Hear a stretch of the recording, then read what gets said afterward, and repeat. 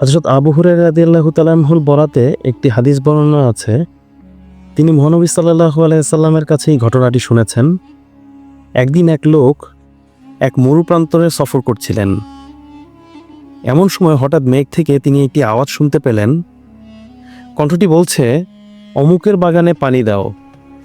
তারপর মেঘখণ্ডটি সরে যেতে শুরু করলো। ওই জমিতে এরপর বৃষ্টি হলো। বৃষ্টিতে ওখানকার একটি নালা পানিতে পরিপূর্ণ হয়ে গেল।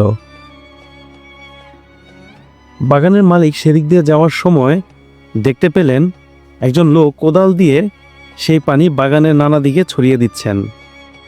বাগানের মালিককে দেখে লোকটি বললেন, হে আল্লাহর বান্দা, তোমার নাম কি?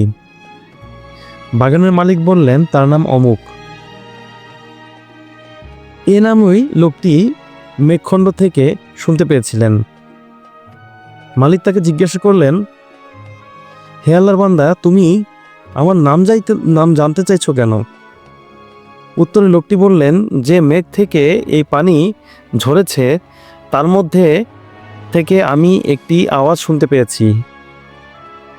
আওয়াজটি তোমার নাম বলেছে, অমুকের বাগানে পানি দাও। এরপর লোকটি আরও বললেন, তুমি এই বাগান নিয়ে কি করো? মালিক বললেন, তুমি জিজ্ঞাসা করো বলে বলছি। প্রথমে আমি এ বাগানে উৎপাদিত ফসল হিসাব করি, তার 3 ভাগের 1 ভাগ সদকা করি, 1 ভাগ আমার পরিবার পরিজনের জন্য রাখি এবং আরেক ভাগ বাগানের উন্নয়নের জন্য খরচ করি। হাদিসটি সহিহ মুসলিম শরীফের 2984 নং হাদিসে বর্ণিত আছে।